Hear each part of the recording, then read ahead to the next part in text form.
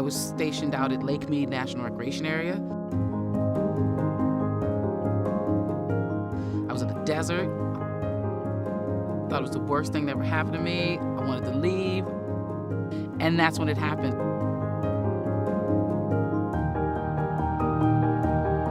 I noticed the change in me and how nature kind of transformed my life. I think my first real connection with nature as a kid was with a willow tree that we had in our front yard. It had long branches that blew in the wind.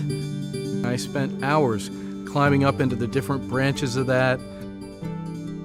When I saw the sequoias and the redwoods for the first time. And I was on a ship with other students from around the world, watching icebergs float by. I was a canoe guide in the south of France, paddling down these big limestone gorges. When I first saw Yosemite, just being around these trees that have been there for so long. The first time that I went out in a triple kayak with someone who was a paraplegic. It was the first time that I can feel a tree, that I can touch a tree. I remember for us going on a snow trip, touching it, playing in it, rolling in it, feeling it. I still remember the excitement in his face when we saw her, the first deer that I've ever seen. I felt like he was a kid because I had never seen my dad that way. My mom is one of those people who stopped on the side of the road and said, "Look at the wildflowers." Going horseback riding with my grandfather. My father was a professor of entomology, people who study insects. And while he was teaching, I was wandering off and looking at things. When I was a toddler during World War II, my great-grandfather would be out in the back. He had about a 2-acre garden, a victory garden. My dad put me on his lap. He was grafting trees, citrus trees, and he said, "You want to learn?" I said, "Yeah." In front of my grandfather's house, there was a guava tree. And that guava tree was like amazing for me. There was a red fox den near our home, and I would go up in the evenings and watch. When I was really young, I would go with my setsune, which is Chippewan for grandma, and we would go cranberry picking, and she'd put me in the wheelbarrow, and she would pass them up to me in handfuls, and I'd just sit in the wheelbarrow and eat cranberries. Growing up in the Great Lakes, I vividly remember a sign down the beach with skull and crossbones, and it said, "This lake is closed," because it was polluted. Every summer for 12 years, I went camping with my family. Think about it, 1968 when we started, that was the height of the Civil Rights Movement, and we integrated a lot of campgrounds, and I remember that. In the time when I was growing up in Peru, it was very difficult times. There was a lot of internal warfare and civil guerrilla groups.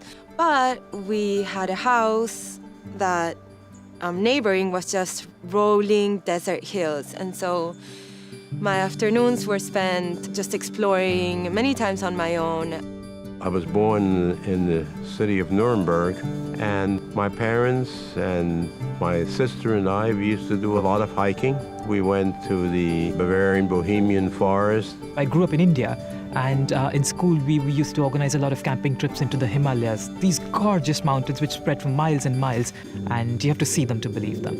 My parents used to take us as kids, along with the dog, to Point Pelee National Park. You know, there are actually cacti in that park. It was amazing to know that in Canada there are cacti. When I was 5 years old, I vividly remember my father every Saturday taking myself and my 3-year-old brother to the Adirondacks.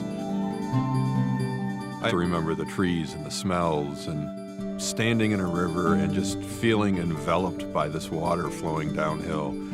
2 summers ago, I traveled with my family to the Grand Canyon. It was so overwhelming that I almost had to learn to breathe again. My grandfather and uncle invited me to go on vacation with them and their family to a lake in Maine. I fell in love with frogs, and each day I was out catching frogs and sneaking them into my grandfather's suitcase. Okay, so that when I went home back to Queens, I'd have my frogs with me.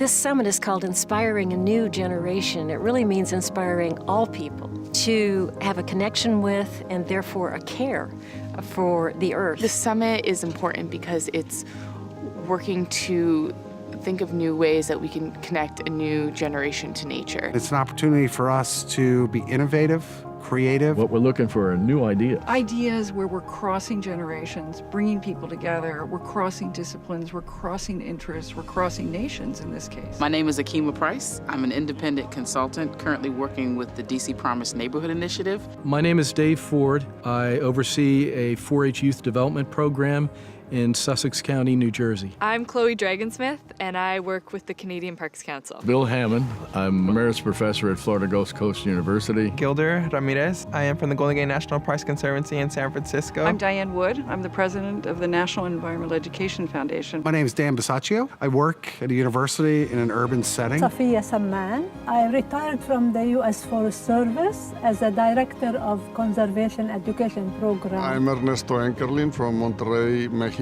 I work at Tecnológico Monterrey. Michiko Martin, Director of Conservation Education for the U.S. Forest Service. My name is Henry Berger. My name is Krista Valentino, and I work with an initiative called Coalition Wild. James Bartram.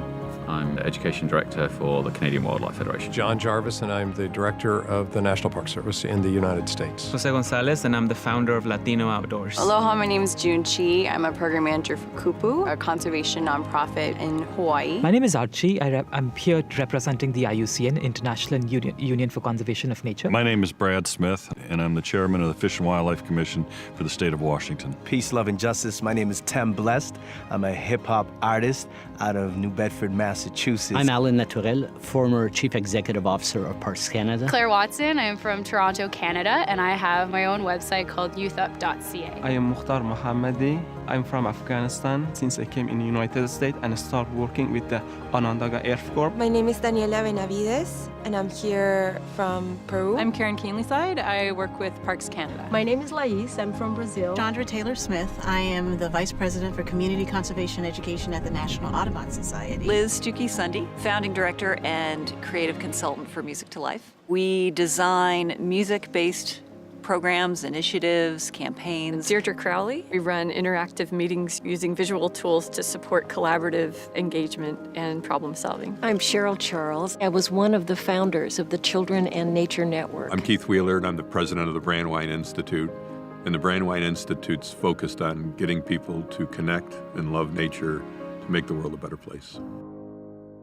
It's kind of an experiment when you bring all these different people together who are very involved and very committed and doing different things for a conference like this, because they start to share information and that triggers other ideas and relationships that sort of spill out after the conference, so that you start to see different things evolve from the conference, a lot of which you could never have anticipated. This summit is going to allow me to have a voice, especially as a young person, to collaborate and participate in conversation, and I really appreciate that opportunity, and I hope that I can help pave the way for other youth to do the same. I'm very hopeful for the future. I think that being here and being around all these amazing minds and seeing how much passion that people have for this work. I'm excited about the solutions that the new generation is bringing in. This summit is really helping to build the heart, the energy, the commitment for voices throughout the world to open the door and get kids and families and whole communities outdoors in nature. That's the mission that I'm on. So I made that connection that I am the bee. Pollinate truth if you choose to see. Pollinate the youth to truly be free. Pollinate love, let's all agree. I am the bee. So keystone species, we need these bees. Honey, they pollinate most of the things you eat. Funny, they do this for free without a fee. Billions in produce produced nationally. Now millions of bees have abandoned their hives. If they disappear in 4 years, human race will die. That's a quote from the famous scientist Einstein. It's logical to anyone with half a mind, man. It's horrible. Where you think you're gonna run and hide? It's possible for us to combine and stop these lives. Respect all lives, wherever it resides. Whether plant, algae, bacteria, or fungi, that's right. It's time for us to vocalize, cause if the bees die, then we too die, that's right. It's time for us to strategize, cause if the bees die, then we too die. I am the bee. Pollinate truth if you choose to see. Pollinate the youth to truly be free. Pollinate love, let's all agree. I am the bee. Say, I am the bee. Yes, sir.